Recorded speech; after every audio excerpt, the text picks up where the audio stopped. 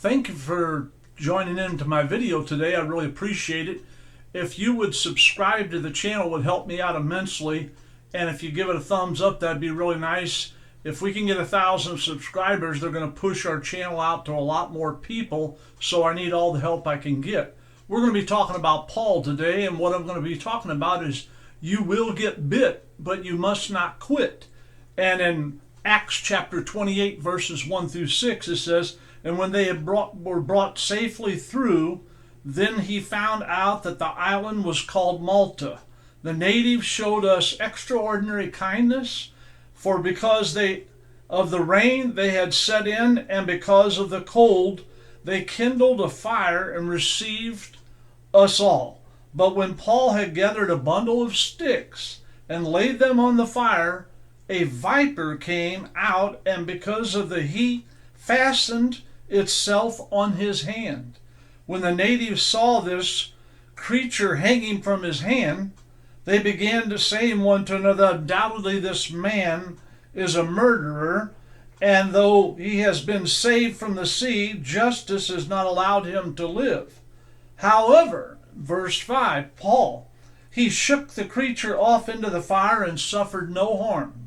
But when they expecting he had to swell up or suddenly fall and die, but after they waited a long time and had seen nothing unusual happen to him, they changed their minds and began to say that he was a god." Paul shook the viper off. The viper bit him and attached onto him. He was wrecked at sea.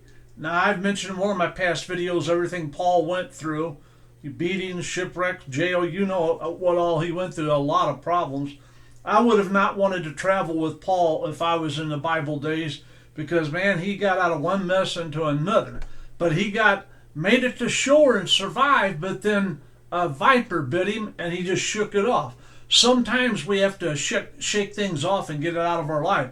Some people still have stuff hanging on to them and poison in their system from years ago, from an argument they had from a family member, or an argument they had from some friend, or a problem they had at work. You got to shake that off. Throw it in the fire, be done with it. Move on with your life. Because if you allow that stuff to hang on to you, all it does is turn to poison in your system. It will make you bitter. It'll make you a quitter. It'll make you a person that's not fun to be around. So we must realize that when we get bit, we can't quit. And you can't get bitter and hang on to things that let them poison your system. We have to live our life for the Lord, and we need to enjoy our life. And in life, sometimes we lose loved ones. There's death. There's sickness. There's layoffs. You may have problems in your marriage. You may be having trouble with your children. Believe me, family problems are the worst things you can ever have. I mean, I managed a dealership in Collinsville, Illinois. We have 44 employees.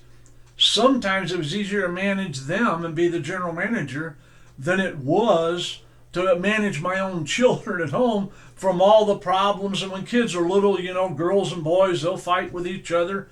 And so you have to realize life's too short to go around letting things hang on you and letting poison continuously go into your system. Somewhere along the line, you have to shake that off and say, "Look, I'm not carrying this no longer. It's not my problem." I had a guy come to me not long ago, and he said, "I want to ask you to forgive me. I treated you bad. I did this, I did that." And I said, "Okay, when did this happen?" "Oh, back in the early 70s. It might have been 69 or 71. I said, "That's over 50 years ago." And then when I asked him who he was, he acted like he was shocked that I didn't know him. And come to find out, I hadn't seen him in 51 years. And all this time, he had been carrying this problem. I didn't even know we had a problem. I didn't know that he was upset about anything. I didn't even remember who he was, you know, because 45, 50, 40 years ago, it's a long time. You know, you don't remember a lot of things. And he was going around carrying this for no reason at all. I didn't even remember who he was. And when he brought it up, I kind of thought, well, yeah, I kind of remember him now. But I don't ever remember him getting mad at me or whatever, everything else. He told me this long story, and I don't recognize the story. So I said, you know, just let it go. Shake it off, forget it. It's not a problem. I don't have a problem. He acted like he was shocked that I forgave him, but I didn't know what to forgive him of. So you may be carrying something like that for years and years. Don't do that. Get rid of it. In John 3:16, we all know that one. For God so loved the world that he gave his only begotten Son, that whosoever believeth in him should not perish, but have everlasting life. We have everlasting life. We need to realize that we've got good things. Life's only so long, folks. Not a lot of people live to be 100 years old. I don't know how many it is now. The last time I looked it up was probably 8-10 years ago. At that time, there was like 30 or 40,000 people in the United States that were 100 or over. But when you take 333 million people and put that in there, it's a very small number. So if you live to be 100, all right, that's a short time from eternity. Because when you die, you got eternity waiting for you. So why do you want to spend so much of your precious time letting things hang on to you from the past? Being mad at someone who may not even remember who you are. Or if they do, they may not even remember that you guys had a problem. But yet you're beating yourself up over this and letting it hang on. You need to shake it off, get that poison out of your system, move on with your life. Life's too short. It's not a thing that lasts for eternity. Like I said, if you live to be 100, you're pushing the envelope. All right? Don't waste those years. There's one thing that rich people cannot buy. They can't buy time. You can't buy time. I can't go back and say, I want to add 10 more years of my life. I want to add 25 more years of my life. Time's precious. It's a precious resource. And you shouldn't waste your time on things that will not help you be happy in life. The reason a lot of people are not so happy in life is they let things hang on them. They let poison get in their system. And then they carry it, and some of them carry a grudge. I'll never speak to them again. If somebody brings up their name, they get up and walk out of the room, and you think, oh, I forgot. I shouldn't have mentioned him. He hates somebody, he's so mad at him and all that. You can't do that if you're a Christian. You can't carry hate in your heart. You can't want people to have bad things happen to them. God can't bless you that way. You're blocking the blessing that God could give you by sitting around stewing and fretting over something that don't amount to a hill of beans. You need to realize that everyone in the Bible had trouble, and you're going to have some troubles. We all face troubles in life, but we need to realize that you need to get past your problems. You need to get past your troubles. A lot of people go to a psychologist or a psychiatrist or a counselor or whatever person they seek, and that's good. If you are tormented and you can't get delivered and you've prayed and read your Bible and you're having issues, then you need to speak out and get some help. Above all things, you should do that. But some people are paying good money trying to fix their past when they've already lived it. All right? It's already been lived. I want to concentrate on today and my future, not my past, because my past, I've already lived it. It's behind me. The good, the bad, and the ugly. I try to think of the good times. Me and my wife were sitting out on our sunroom the other day, and in my mind, I was just thinking, and she says, what are you doing? I said, I'm just thinking about things and all that. I was thinking about when I was a kid, playing baseball with my friends, and about catching those long fly balls and making a throw into second base and driving a double into the gap, having fun in my mind of good things when we all rode bicycles up to a park that was a long way from our house, Tire Grove Park, long way. We went up there one time and played some guys in a pickup game, rode all of our bikes up there. Must have been 15 or 18 of us rode up there on bikes.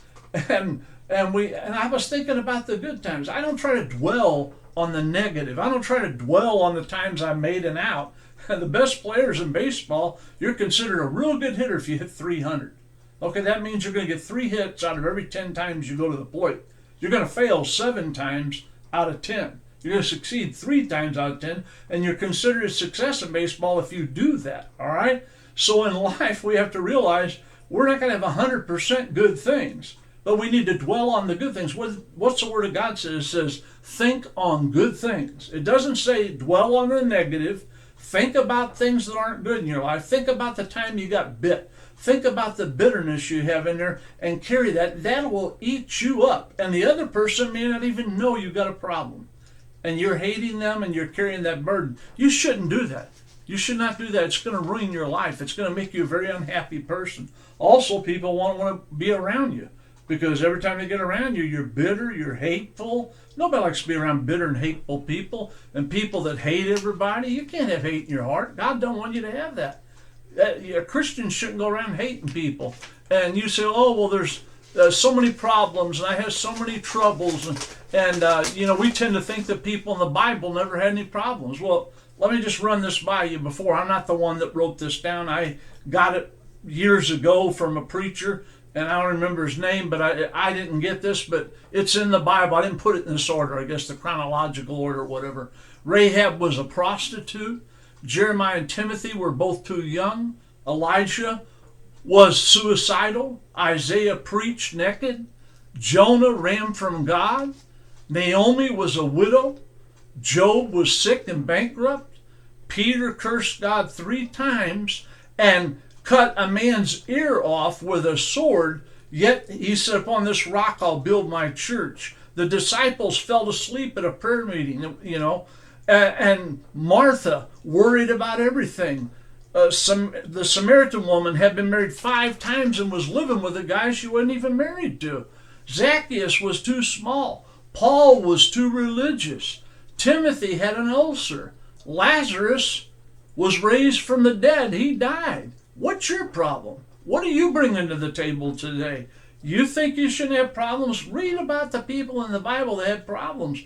We have to realize that God's there for us, but we've got to shake things off. We have to get past our problems, our hurts, our hang-ups, our habits. You got to get past them and move forward for God. In Psalms 30 and verse 5, it says, for his anger is but for a moment. His favor is for a lifetime. Weeping might last for a night, but a shout of joy comes in the morning. You've got to realize that God doesn't keep anger and bitterness towards you, and his favor will last for a lifetime. And we need to realize that we may be weeping today, but joy's coming tomorrow. I've had days, we've all had days where things just didn't go right. You bumped your head. You went out of the house and locked your keys in the house. And you went out and you tried to start your car and your car wouldn't start. Whatever it may be. And it just goes on all day long. When you get home, you ought to read Psalms 30 and verse 5 and say, I've had a lot of problems today, but joy's coming in the morning. Tomorrow is going to be a better day than today. You need to shake it off. It's hard for some people to do, but you got to do it. Jesus' message is Jesus is the Savior. He's the only one that can turn your life around, and you have to ask God to come in and help you in your time of trouble. Ask him to help you. Everybody faces sickness in life. Everybody's going to die someday. I know people don't like to hear it. And the reason they don't like to hear it, insurance companies are smart. They don't go around advertising, we sell death insurance. That would not be a good sale. We sell life insurance. We're insuring that you're going to live a long time and all this. They don't call it death insurance, but it's death insurance. They only pay off if you die, and they don't pay it to you because you're 6 feet under. They pay it to whoever you left it to. So we need to put things in proper perspective there. If you live in this life, you're going to get bit, but you must not quit. There are people, when I was pastor, and I had a woman told me one time, I just don't care for some of the stuff you preach. Real hateful. I said, oh, okay, well, it is what it isn't. She goes, what? I said, it is what it isn't. And she goes, what is that supposed to mean? I said, sis, take it easy. She goes, well, you're saying stuff that's confusing me. I said, I'm not trying to confuse you. I said, okay, let me rephrase it. It is what it isn't? She goes, oh. I said, you need to lighten up. Everything I preach, not everybody likes. But I feel like I'm a good person. I'm here doing what the Lord wants me to do. Yeah, I do too, but sometimes you preach stuff that just makes me mad. I'm like, sorry, it is what it is. You cannot go around harboring hard feelings towards people. And you can't get mad at people. Not everybody's going to like you. Not everybody's going to love you. So you have to accept that. Not everybody's going to approve of everything you do or like you. I know as good looking as I am and as nice as I am, there are people that don't like me. There are people that don't want to have anything to do with me. I realize that. But that's their problem. It's not mine. I love me. I love the Lord. I love my family. I love my friends. And so therefore I've got them. And if you don't want to join in the troop, that's fine with me. No problem. I'm not trying to harm anyone, but I'm not trying to tell you that carrying bitterness will work for you. It will not work for you. You're going to have we got a promise from the Lord. The Lord said He'd never leave us. He'd never forsake us. He'd be with us through the end. And we need to realize that God will never let you down. But you need to realize that you have to do what you have to do. You know, old Jonah in the Bible, he didn't like what the Lord told him. You're not always going to like what the Lord tells you. All right?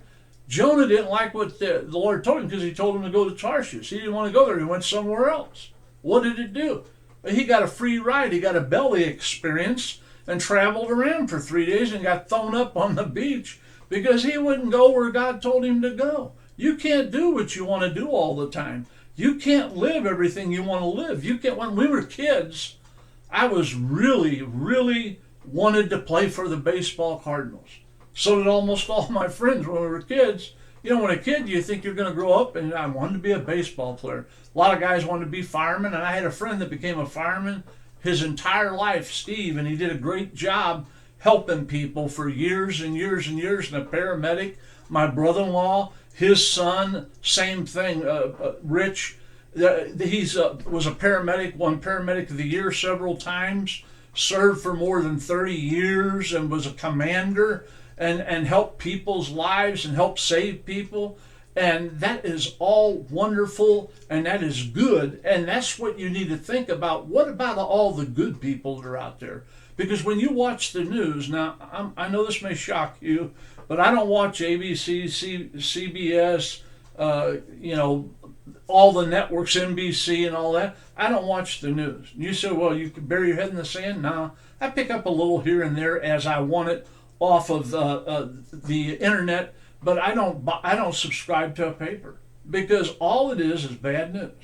They list everybody that was arrested in the paper, list everybody that died in the paper, they list everybody's house that caught on fire. You say, well, you're just denying yourself. No, it's negativity to me, and I don't enjoy it, and I don't enjoy reading it, so I don't read it. I subscribe to no newspapers. I canceled them years ago. Don't take them. I do not watch the network news, because they report what they want to report, and they report on what they think it should be instead of just reporting the news, and so I don't watch it because it just doesn't fit my lifestyle. But you have to realize that whatever poisons your system, you must shake it off and get rid of it. And I don't like to be around negativity. I don't like to be around watching problem after problem after problem after problem. It just gets me down. If you enjoy the news, wonderful. If you like reading the arrest record in the paper and all the car wrecks and all that and the people that died, well, then that's wonderful. You go ahead and do it. I don't enjoy it, so I don't do it. You say you're living in denial. No, I'm living a happy life because I want to think about good things. I want to see good things. People just need to realize in Matthew 5:45, it says, so that you may be sons of your Father who is in heaven, for He causes the sun to rise on the evil and the good, and He sends rain on the righteous and the unrighteous. I got news for you. Just because you're a child of God doesn't mean that you aren't going to face the sun when you go outside today, or maybe tomorrow. Depends, it may be raining where you're at. I don't know. And you're not going to get rained on once in a while. It rains on the just and the unjust. So you have to realize that because you have a problem, I've had people say, well, why would you want to serve the Lord? You live in the same kind of house I do, and you're no better off than me. Why would you want to serve the Lord? Well, I'm not serving the Lord so I can be the richest person in my county. I'm not serving my Lord so I'm 10 foot tall and bulletproof. I'm a human being just like you. The big difference is when I have problems, I take them to the Lord, I pray, I read my Bible, and I try to clear my mind. Sometimes I put music on, sometimes I play my drums, sometimes I sing a soundtrack. I do something to try to lift myself up and help myself. Nobody can help me better than me. All right? And I'm with me 24 hours a day. If you go see your doctor once every 3 or 4 months for checkups or whatever, you're there maybe 15 or 20 minutes with him at best, probably only 10 or less. but you're with yourself all the time. You need to push yourself up and get the negativity out of your life and shake off the bitterness. I got news for you. Life is not fair. If you haven't found that out yet, I'm going to tell you one more time. Life is not fair, but God's still a good God. People do run stop signs and they'll hit your car. People do. I don't know what's wrong with these people. I hate to say this, you'll get mad at me because I'm supposed to be a minister, but morons that throw their car door open and hit your car. I always park way out in the Weight Watchers section, about 100 yards from Walmart's front door, so nobody parks anywhere around me because I don't like dings, scratches. I don't like fingerprints on my vehicles. I just don't want people to bother my vehicle. I park way out there. It's good exercise. I walk all the way in, then I push my stuff all the way out there, and I put it in the truck. Then I go home. But I do put my cart back in the cart return. I've never understood that. People go to Walmart and they walk around and visit with everybody and be there an hour, hour and a half, and they go outside and they can't go 50 feet to put a cart in there, and they leave it there so it runs into somebody's car. Don't like that. That's negative thinking there. So we need to realize that God is for us and He's not against us. And let me tell you, life is not like walking through the tiptoeing through the tulips. It's like climbing a mountain. You get up a little ways, you're tired, you got to rest. You go up a little harder and rocks fall and you slide back down. It's not always easy, but it's good. Life is good. Enjoy it. And so we need to, in 1 Thessalonians 5:22, it says, abstain from the very form or appearance of evil. So if something looks evil and you think it's evil, stay away from it. Don't go near it. I'm not going to do it. I'm going to abstain from that. You won't get anywhere in life if you don't stand up and say, Lord, I may get bit, but I'm not going to quit. I'm not giving up on you. I'm going to move forward for you. And you have to shake it off like Paul did. Shake it off. You will get bit, but don't quit. All right? All right, that's good. I want to thank you for your time. This time, till next time,